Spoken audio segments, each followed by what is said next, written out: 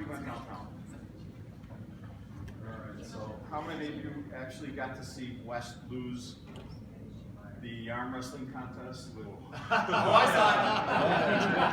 saw it. So, It's on video. I think it has to last for longer than 3 seconds before you classify as losing. So I think you have to be a little bit concerned when this guy comes up to you and you go up to him and you say, hey, let's do a little arm wrestling. Hey, for the record, I didn't want to arm wrestle. Yeah. So he's been walking around telling everyone that he comes in contact with, including the waiter out there. I told him no twice, I swear to God. I told him no, I'm not doing it. Wes, I'm thinking you need probably not to do that. Where are you, Wes? right here. All right, there you are. So, hey, how about a thank you for Wes and John for putting on a great event so far. And not for nothing, but I know who Phil Donahue is. And you're right, everyone else is Googling, right? So, my name is Mike Stramaglio, and I am the father of Jenna, in case you're wondering. It used to be she was my daughter, now it's reversed. So, say hello to Jenna. She's going to help me out here a little bit, if you don't mind. So, Jen. Hi. Thank you very much. All right, so we're going to try and stir up a little controversy here today. You ready for a little bit of fun? Yeah. How many of you are Konica Minolta dealers? All right, how many of you are Ricoh dealers? How many of you are Canon dealers? How many of you are Samsung dealers? How many of you are thinking of changing lines? Whoa. Good job. Get Rick on the phone. Okay. All right, so what is it about staying firm and true to your primary vendor? What makes you so committed? History, myth? What do you look at? What are the top 3 things? Support? Who said that? Please raise your hand. Support.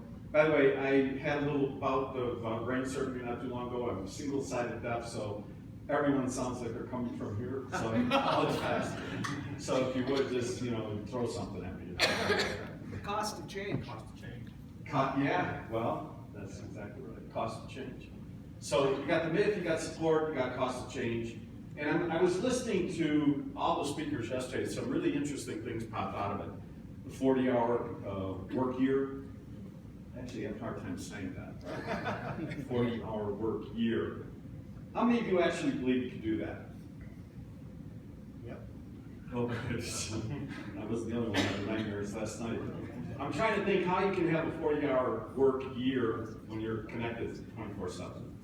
So I like the program, but metaphorically, I think it's a brilliant thing. What that guy said yesterday is huge. There were a couple of things Scott said that really jumped out at me. The arrows on the valuation of your business, right? So going back to why don't you change your primary vendor, who's willing to give up 7% MDF? Just like that. So Scott had some really cool things for us to think about as business people. He said, would you buy your own business? I look at it and I think to myself, what's going to bankrupt my business? Right? What's going to hurt my business? So when I come in the morning, I'm a very hostile guy because I'm always thinking, who's trying to bankrupt me? So, but the points are, as you go through some of the things that you go through on a daily basis, and I know I want to get through some interesting points just to challenge your thinking a little bit. And I'm sorry, I don't know your name, but, and you're with who, John? Oh, you're with Newfield. Okay, so fantastic company. James is a good friend, and we actually had a partnership with you guys in Technology United. So great company. What he said about the gigabytes and all that, how many of you actually understood that? Okay. And what did it mean to you? That he was exaggerating. Yeah. It's like, holy, what? But the nice part about it is, with the British accent, you gotta say, that's really a smart guy. That is really a smart guy, right? So I'm going to kind of ramble around a little bit because I'm going to get through some really important stuff here, like, what is the Internet of Things? I'm supposed to be talking about the Internet of Things. I talked a little bit about this yesterday, right? Well, what does that mean to you? Does it actually mean anything to you? I mean, you read it, you hear it, you see it on probably your apps or whatever, right? But it is here, and it's gonna be your future. So we're gonna talk a little bit about it, and you know, you can look at on-premise programs for 300 grand, or 90% of the stuff's gonna be in the cloud. Make your choice, right? Well, these things, you need knowledge to be able to make these decisions as we go forward. So it's really, really important. We're gonna go through some of this stuff. How many of you are connected? Connected. How many of you have more than one device? Okay, how many of you have an Apple phone, Apple Watch? Let's see, one more time, Apple Watch. Okay, you guys can leave now. That's really connected. So when you look at the things that we're doing, how many of you have kids that are millennials? How many of you are millennials? All right, so, okay, we pretty much characterized the profile of the group. Millennials. How many of you actually like working with millennials? Okay, so these people are in therapy. Millennials are today, right? It's everything that's happening today, and they're brilliant. And we're going to talk a little bit about what they do, but what about who's coming up behind them and all that stuff. And of course, I'm going to throw in how do you adapt, and I'm going to throw in a shameless plug for what we do. How many of you actually know what we do? Oh, God. $400,000 worth of marketing. Some people know. All right, so here's how my brain works sometimes. It's really kind of frightening. Just ask my daughter or my wife. But do you think, like, you've heard the old story about blacksmiths? You know, what were they thinking when Ford was bringing cars out? Right? Do you think they had a panel group? Do you think they all got together and said, shit. We got a problem. Let's keep getting a better anvil or something, right? So when you think things like that, it starts to get funny, right? I guarantee you, how many of those blacksmiths do you think jump from horses to cars? I don't know. You can Google it. It's actually a question on Google. It's kind of a curiosity, though, because there really is some merit. And now again, I'm going to take you back. I talked about connected. Can you imagine those blacksmiths? They don't even talk. I mean, who'd they talk to? They couldn't connect anybody. They didn't have the power of knowledge in their hand where they could go back and check something instantaneously, right? And what a world. What an unbelievable world we're living in, right? So now let's move on a little bit because she's going to get really, really mad at me. The imaging channel is connected. Yes? Is it connected? Sure. How's it connected? Give me an example. Jeff? This meeting today? Okay, give me a little more. We were in the bar last night. What happened? No, I wasn't in the bar. Okay, so give me an example of why you so firmly believe we're connected. Well, you're constantly in touch with each other and manufacturers and clients, and online, emails and Twitter, everything else. Okay, social media. West? Yeah, I was just gonna say, I've already tweeted on your session, right? So that's gone out to, you know, all of my connections out there, so connected. I already shared it, so it went on to all my. Mike, maybe more from Thank a you very much. Mike, maybe more from a hardware. Your assets are connected to your business, always reporting back consumables, metrics about what they're doing in the field.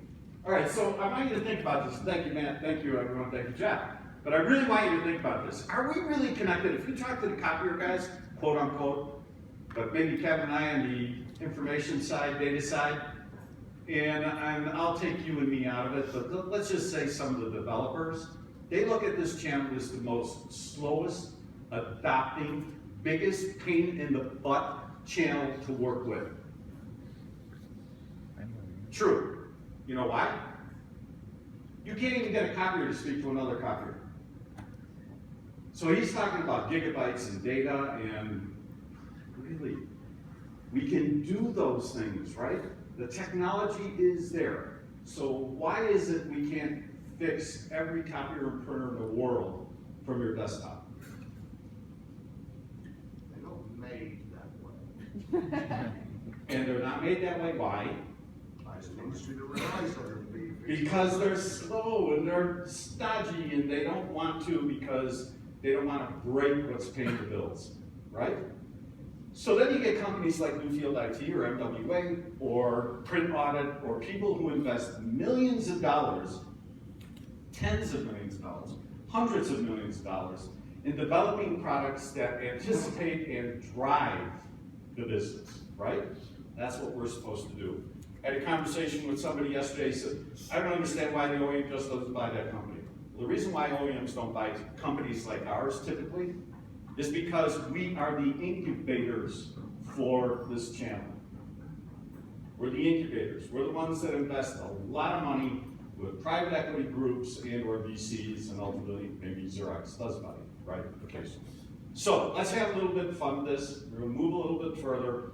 When you grade the channel out and you look at the imaging channel, so I'm listening to West in the panel yesterday, which by the way was a remarkable panel for two reasons. Brilliant people, and you actually got sinners to wear black shirts and jeans all at the same time. Incredible. So let me point you to something, and this is going to be a little controversial, okay? And by the way, we're up there. We're part of the controversy. So you want to capture data. I hear about MWAi, brilliant company. They got all the data you could possibly want. You need to manipulate it. You have to extract it. You got to do stuff with it and use it, right? Great example of analytics. In today's world, the spinal cord of all things that go from sale to bill, right? Sale to cash to bill, comes through this architecture. What does that mean? How many of you are on OMD? How many of you are on Audit? Okay, so when you think about it, you look at OMD, and again, this is not to be critical of any particular company, because I've had to criticize me too, right? These are totally disparate systems. So CEO Juice, CRM, MWA, service automation, service remote dispatch, financial reporting, crystal reports, Compass, all of these things are somehow associated with the backbone of the industry. So you're talking about data and analytics. How does that work? How does that work? How does that really work unless you get in database memory or some other architecture that's open and embedded, so if you break something here, it's not broken over here, right? So you're a developer, what happens? You've got multiple engineers, multiple developers, multiple costs, multiple housing, multiple servers. If one of those things breaks, the train starts to hurt. So we're, as a group, as an industry, in a position right now to take technology and do what? Get into this century for the first time. This is a critically important point. Why? Okay, so for example, MWAi.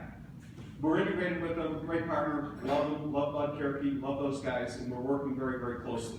Do you think they want to innovate more? Yeah, sure.